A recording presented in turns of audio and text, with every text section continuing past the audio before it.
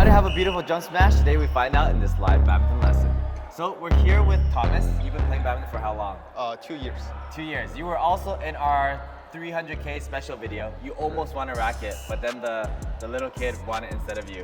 Right now you want to work on improving your jump smash. Right. So what do you think are the obstacles you're facing in your jump smash right now? When I jump, I don't swing or smash at the highest spot. Okay. Usually sometimes I land and smash at the exact same time. Right. Okay, well why don't we take a look at your jump smash and see what it looks like. He jumps way too low.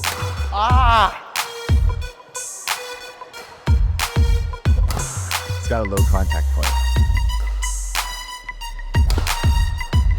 He's got a good power generation, but he's not extending and using his body fully to produce maximum power. We're gonna break your jump smash into 3 main components. You said stability in the air and not highest contact points, but we're gonna break them down into why. Number 1, you jump way too low.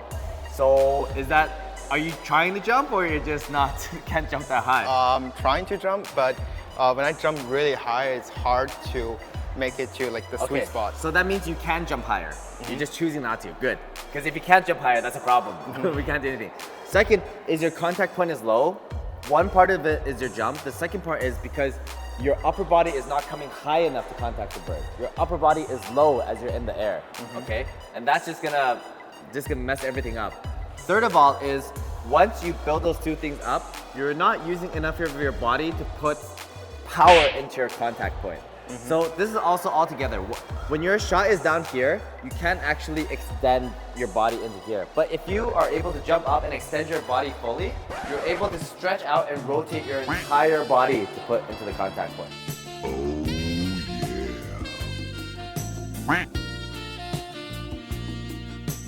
Okay, so we're gonna work on fixing these 3 main things. Okay. So first, let's start with our racket first. Okay, so come over here. Right now, when you are jumping, so your upper body, when you're coming up, your hands is about here, okay? Right. And then when you hit around here. Right. So you've already chose not to hit at the highest point. The first thing we need to fix is how do we hit at the highest point? When we come up, it's like when we want to jump high, we jump high with our arms like this, right? And we reach into the air. So let's try a few where we're just doing this jump. We're using our full momentum arms and raise our hands as high as possible. Show me a few of those. Well, remember, not back, right? Oh, it's high as possible. Okay, higher. Is that your maximum height? I feel like it's 8 out of 10. You can go even higher. Like it needs to be, the height is at the tips of your fingers, right? Not your elbows. So you need to imagine the tips of your fingers are reaching all the way to the roof. Okay, so right now it's still in your shoulders because when you jump, it's like here, right? You're not stretching to here. I feel like it's stretching all the way to the tips of your fingers. Yeah, stretch out your arm. So you see if I relax everything here, then I'm only raising my shoulder. Right. But if I tense all of this and I go right to my fingertip, do you feel your fingertip stretching? Yeah. That's how much I want you to stretch when you're doing this. So to your fingertips. Nice, good. 2 more. Nice, 1 more. Okay, so what I want you to be able to do with this is, do you feel how much higher you're trying to be compared to before? Right. Before you're just like, oh, as long as I'm in the air, it's fine. But now it's like, I have to be at the highest point. So what I want you to do before you start jumping is your standing smash. Do a few standing smashes, but imagine like, I need to really be at this highest point possible. So instead of your fingertip, you're gonna imagine it's your racket tip, okay? So imagine your racket tip needs to be at the highest point possible, and then you hit your smash. Let's try a few with the standing smashes, and then we'll add it into our jump smash. Okay. Good. Good. It can even be a little bit higher. I feel like you're like at 85%. Like imagine, remember what our fingertip stretch feels like? Yep. Now imagine if our racket tip is stretched. So extend your racket and really stretch it as high as possible. Okay? Try to remember that feeling as you're smashing. It's gonna be an exaggeration, but we need to get to that feeling. Okay. Good, that one's good. Yeah, really stretch it. Good. Good. Another reason why you're hitting low is on your setup, you're setting up low.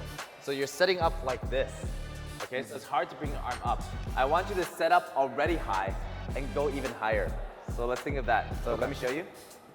This is what you're doing right now. If you set up low and try to go high, it'll never be the highest point because you don't have enough time.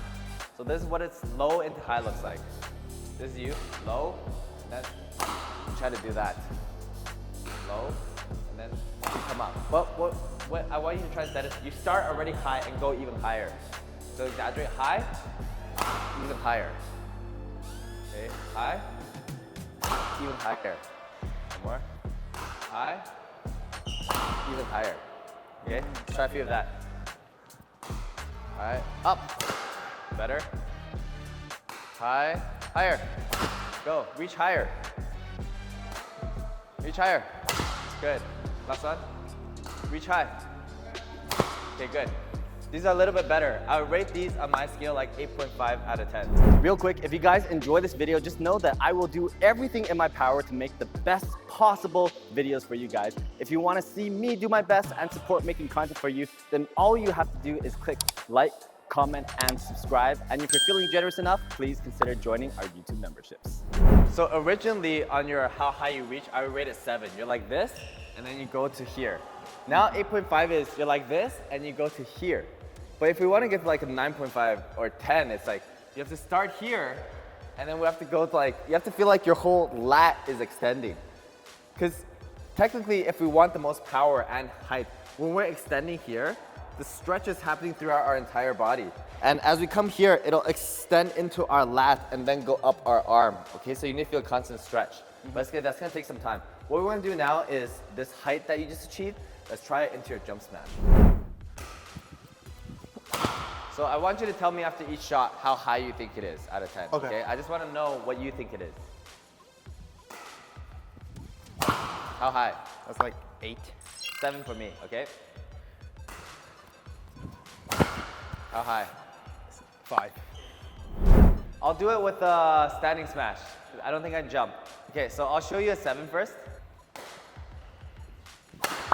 So very in front of me, okay? 8's gonna be higher here. Okay, 9 is gonna be, I'm pretty much, it's a full swing. Okay, and 10 is going to be, I'm at my limits, and then I'm gonna come up past my limits, okay? One more. Ow. Okay, so let's try to get you to a 9 right now. Okay. But that's good right now. Some of it you're misidentifying, so that's why we call this out to make sure we're identifying the same thing. Right. But you had 8.5, it's not bad. Let's try to get it to a 9. Good. I would say that's a 9. Good. All right. Would you say that's close to a 9? That was pretty much a full extension on the smash. For me, that looks like now you have a normal full extension. Everything else before, you're like this. So what did that feel like for you? It's better smash for me, and Does it feel comfortable or not? It's weird? stretching is weird It's weird. Yeah. Why is it weird? because when I used to, like before I smash, I don't stretch my body and stretch my fingertips that much. Now I'm fully stretching. Yeah. So it's hard to hit like hard because the real Right, yes. That's what we will build into. In order to hit hard, we must first stretch so that we can start using our muscles. But anyone who's a great smasher in the back, all has a really stretched out smash. You can see their transfer of power and like they're fully stretched and then it goes into here. Right. Okay? So now that you're able to stretch out, then we can start incorporating our muscles. Because if you're like this, we don't even use our body in the smash, you're just using our arm. Yeah. Okay? So the second thing, now that you're stretched, before we can start using our entire body, is you have to make sure you're jumping high enough. Because one exercise I like to do for jump smashes is I call the shrimp exercise, which is you jump, open, and then you close. Right? So that's you're able to open in the air and transfer your energy from open into close into the smash. But in order to do that, you have to jump high enough. Okay? So let me see you try 10 shrimp exercises. So you're jumping high, it's like you're doing this, and in the air, you're opening and closing at the top point, then landing. You have to close more. So you jump up, right now you're just opening and not closing. So it's open, close, okay? Open, close. You have to close in the air. And open more in the air. Yeah, good. Think about what's your maximum open and maximum close and do at the peak point. Good. Okay, good. Now before we apply this open close muscle, we know why we want to jump higher and reach higher. It's so that we can achieve this movement in the air. But first of all, we need to be able to get a high enough jump to achieve this. So you already have your high contact point. Okay, we're gonna maintain that. Second is, now you need to really jump higher. So now, not just your arm stretched, your entire contact point is trying to go as high as possible. Okay, so let's see a few smashes. You really getting maximum contact point. So don't worry about smashing hard or using full body. I just want to feel like you're jumping into the air and just reaching as high as you can and then hitting a smash. Okay? Good. What was that? It's like an 8.5. That was pretty high. That was like almost past your limit. That was like a 9. Good. That was high. Okay, good arc. So now I want you to imagine, instead of just transferring in your arm, which is what we've been working on, I need you to feel that as you're in the air, you need to start transferring from, ideally from the ground. But in the air, you can start thinking of transferring from your hips and then rotating all the way into your arms. So now you're starting to use your body rotation into the smash. So I'll do a half jump. This is a half jump using only my arm. You see, I jump, but only my arm is smashing. I'll do one more.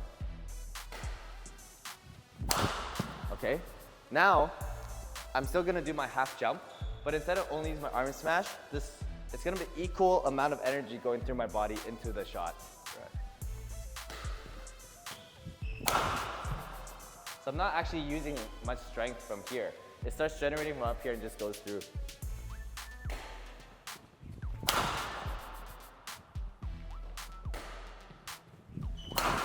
And then if I wanted, I'll just add a little bit more energy starting from my body. So right now what I want you to focus on is fluidity of power. So a lack of fluidity means you jump in the air and then you just use a lot of arm. That's bad fluidity. Good fluidity is you're like, imagine you're like a whip. You just come up, boom. Like it goes through. Good. Good, nice.